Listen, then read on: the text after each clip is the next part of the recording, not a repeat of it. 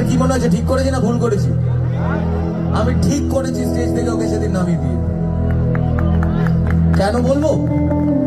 আমি গতকালকেও বলেছি এবং আমার মনে হচ্ছে উত্তরবঙ্গেই আমি কৈফিয়ত দেবো, কারণ ও উত্তরবঙ্গ দক্ষিণবঙ্গ নিয়ে ভেদাভেদ সৃষ্টি করছে। ও হঠাৎ করে বলছে আমি নাকি রাজবংশীদের অপমান করেছি। আরে রাজবংশী আমার কত বন্ধু বান্ধব আছে যাদের সঙ্গে, যারা আমার বাড়িতে যায়। আমি কেন রাজবংশীদের সঙ্গে অযথা কোন রকম খারাপ মন্তব্য করব? আমি জানি না সেই ছেলেটি কোন ধর্মীয়। আমি কোনোভাবেই রাজবংশীদের ভাবাবেগে আঘাত করিনি। আর সেটাকে এতটাই অসভ্য একটি ছেলে, যার কন্টেন্ট আমি পরে ঘেটে দেখলাম সোশ্যাল মিডিয়ায়, যে যার নিজেরই কোনো ক্লাস নেই, হয়তো ভালো ডান্স করে। আমার বাবা বললো যে ওর প্রোফাইলের পেছন দিকে গিয়ে দেখেছে নাকি ভালো ডান্স করে। কিন্তু একজন শিল্পী হতে গেলে সবার আগে তাকে অনেক শালীনতা বজিয়ে রাখতে হয়। আমি একটি জায়গায় অনুষ্ঠান করতে গেছি, তো আমাকে সেই কমিটি একটা পারিশ্রমিক দিয়ে নিয়ে গেছে, আমার যে সময়সীমা। আমি তো গান গাইতেই গেছি, আমি তো গান ছাড়া অন্য কিছু করতে পারি না, বা সেটার জন্য আমাকে নিয়ে যাওয়া হয়নি। একটি ছেলে আমাকে যদি নিচ থেকে 2-3 বার বলেছে, আমি তার সঙ্গে যথেষ্ট ভদ্রভাবে পোলাইটলি কথা বলেছি। আর তারপর যদি মঞ্চে উঠে জুবিনদার মতন একজন বিশেষ শিল্পীকে ট্রিবিউট দেওয়ার সময় সে আমাকে ওভাবে বিরক্ত করে, এবং আমি আবারও বলছি সেদিন সেই ছেলেটি মদ্যপ অবস্থায় ছিল। সে পরে ভিডিওতে বলেছে আমি নাকি মদ গাঞ্জা খেয়ে মেয়ে থাকি। জীবনে যদি 1% প্রমাণ কেউ দিতে পারে, যা শাস্তি দেবেন মেনে নেব। আর দ্বিতীয়ত, প্রত্যেকটা মঞ্চে আপনারা দেখবেন লাইভে আমার বাবা থাকেন মঞ্চে। সো বাবার সামনে কোন ছেলে মদ গাঁজা খেতে পারে বলে আমার তো ধারণা নেই।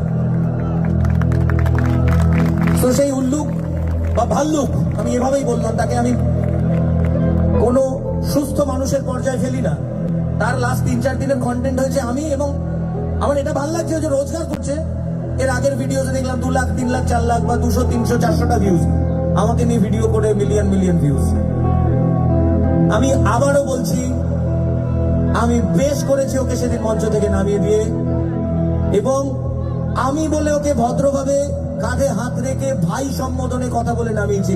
আমার জায়গায় অন্যরা থাকলে গান বন্ধ করে দেওয়ার জন্য, যে কোনো শিল্পী মঞ্চে শুধু পয়সার জন্য গান গায় না, গানটাকে ভালোবেসে গায়। আমাদের মতো শিল্পীরা আমরা তো গানটাকে পাগলের মতো ভালোবেসে গাই।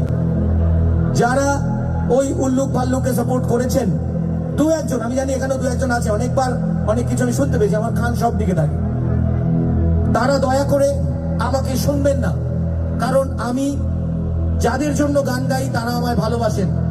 আপনাদের মতো কিছু মানুষ যারা সোশ্যাল মিডিয়াতে এই ধরনের জিনিসপত্র, যেগুলো সঠিক না বেঠিক এটা যাচাই না করে নেগেটিভ মন্তব্য করতে আসেন, মনে রাখবেন আমি তাদের জন্য নই। আমাকে যারা ভালোবাসেন আমি তাদের জন্য, আর যারা আমাকে আদরে যত্নে রাখে আমি তাদের জন্য। আর যাদের মধ্যে কিঞ্চিত কৌতূহল আছে কেশবদের ব্যবহার নিয়ে, দয়া করে আমার বাড়িতে একবার আসবেন। এই উত্তরবঙ্গ থেকে প্রচুর মানুষ আমার বাড়িতে যান, এবং সারা বছর বিভিন্ন সময় আমার বাড়িতে অনেকেই উত্তরবঙ্গ থেকে গিয়ে থেকে আসেন। তো তারা জানেন আমার আতিথেয়তা বা আমার ভদ্রতা বা আমার আচার ব্যবহার।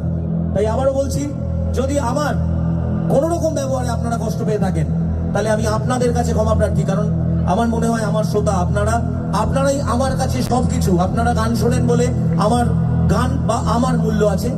তাই আমি আপনাদেরকে বলবো, যদি অযথা কোনো কিছুতে আমার প্রতি কোন রকম বিন্দু মাত্র অভিমান হয়, দয়া করে ক্ষমা করবেন। এবং আমি আবারও বলছি, যে ঘটনাটি সেদিন ময়নাগুড়ির একটি মঞ্চে হয়েছিল, একটি উল্লুক ভাল্লুককে কেন্দ্র করে, আমি বেশ করেছি ওর সাথে যেটা করেছি। ও আবারও মঞ্চে উঠে আমাকে মদ খেয়ে বিরক্ত করলে আমি আবারও সেটাই করব। এই ভিডিওটি নিয়ে তার কাছে দয়া করে পৌঁছে দেবেন, এবং যা যা বলার সোশ্যাল মিডিয়াতে বলুন। আমার তরফ থেকে কালকে থেকে আর কোনো মন্তব্য পাবেন না। আমি এই 2 দিন মঞ্চ থেকে আমার মনে হয়েছে আপনাদের কৈফিয়ত দেওয়া উচিত, আমি জানিয়েছি। Thank you so much.